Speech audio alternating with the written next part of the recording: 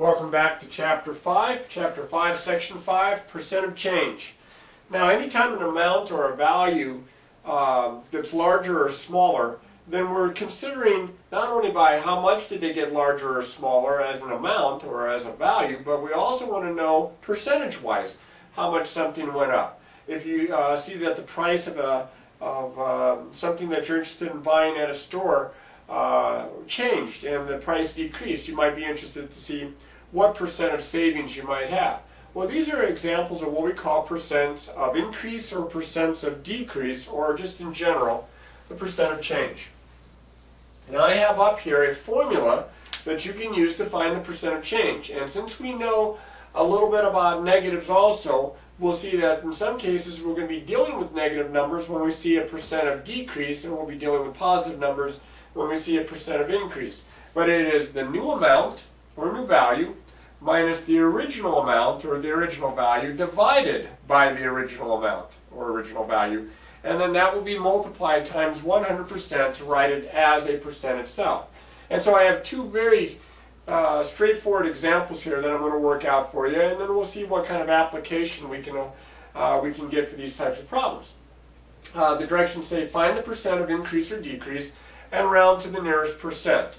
That's just for our convenience that we'll allow to round it, because in many cases, if you wrote it out as a decimal, it would be non-terminating. So we're going to round to the nearest percent. Our very first example says that we have an original amount of 110, we have a new amount of 140. So you can see that this is increased. So we should be dealing with a positive number here.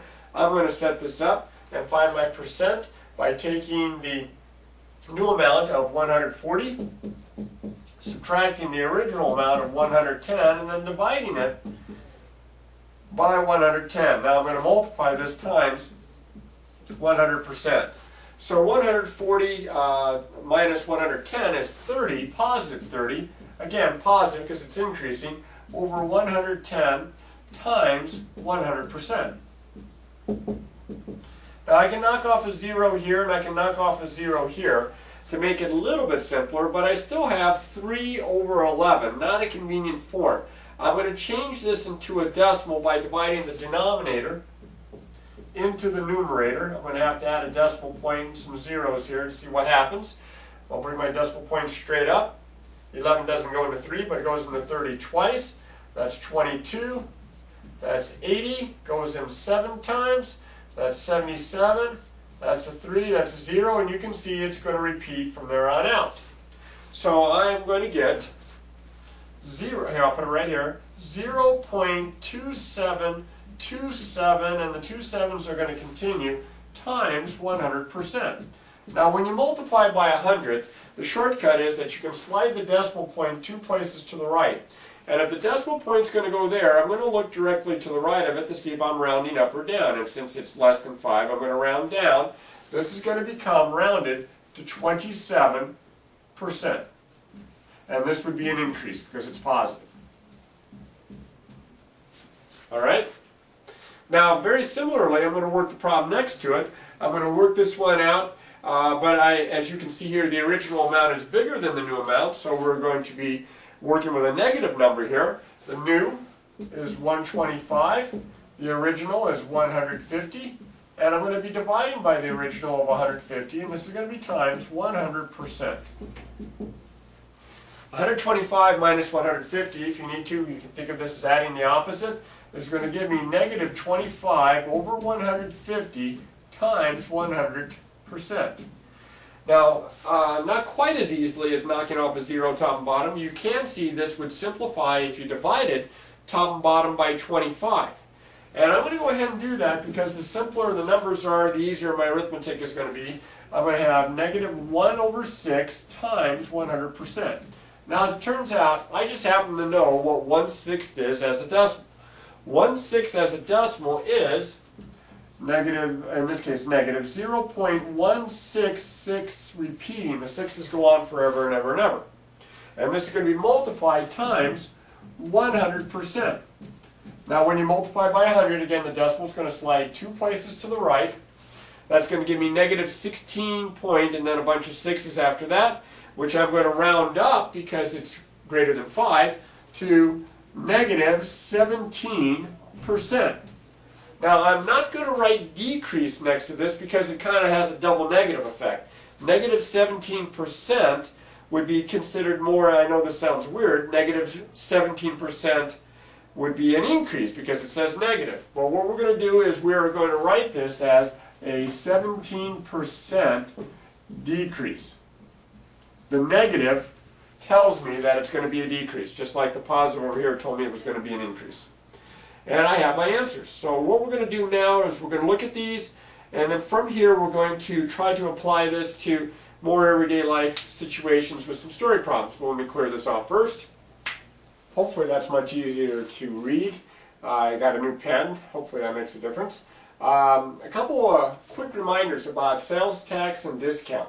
Most of you are familiar with the idea of sales tax because it's something you have to deal with when you go to buy an item at a store, but it's the tax that's added on to the cost of the item.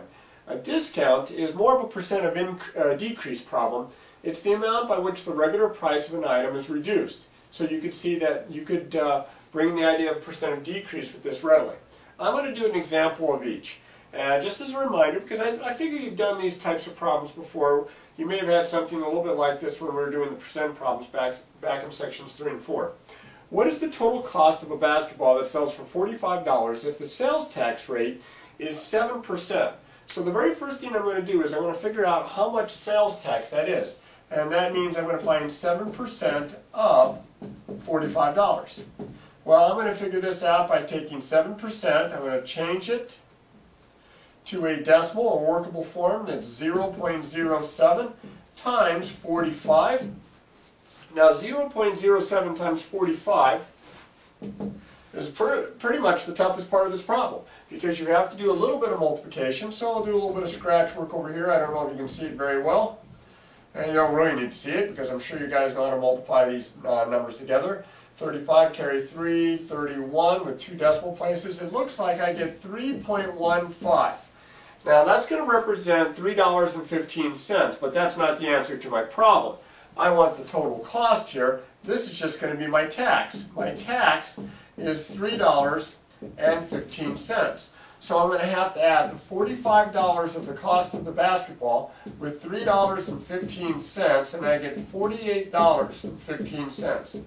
That's going to be my total cost. So I'm going to write that out, that the total cost of the basketball is $48.15.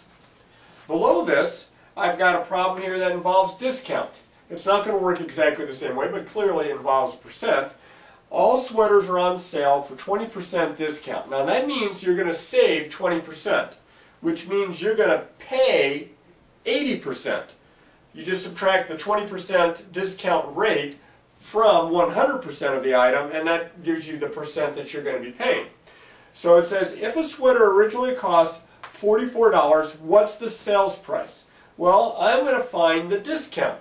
And I can do that by finding 20% of the original cost of $44. So you can see how much it's like this problem. I'm going to go ahead and I'm going to write this as a decimal. This is 0.2 times 44, and that's going to be 8.8. Now the 8.8 represents $8.80, but this is my discount, is $8.80. That's not the answer to the problem, because the problem says, what's the sales price? So I'm going to have to take the original price and subtract $8.80, and I get, it looks like $35.20. I didn't mess up with my arithmetic. So the sale price is $35.20. Now I left it all on this side of the board here because I want to approach this problem a little bit different. I had to do this in 2 steps. I had to find the percent and then I had to subtract. Well, I can switch this around. As I mentioned before, if you get a 20% discount, you subtract 20%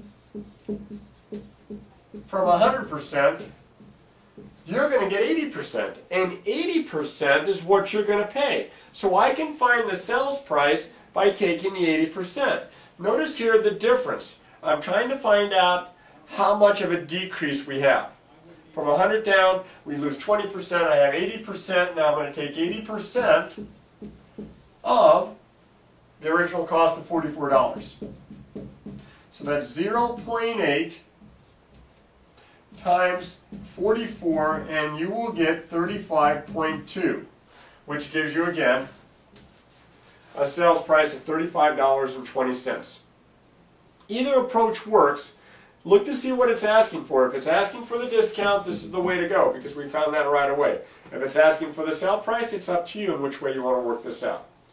But as with every problem that I've given you here, it's a matter of reading the problem carefully, going through the steps, and practice, practice, practice.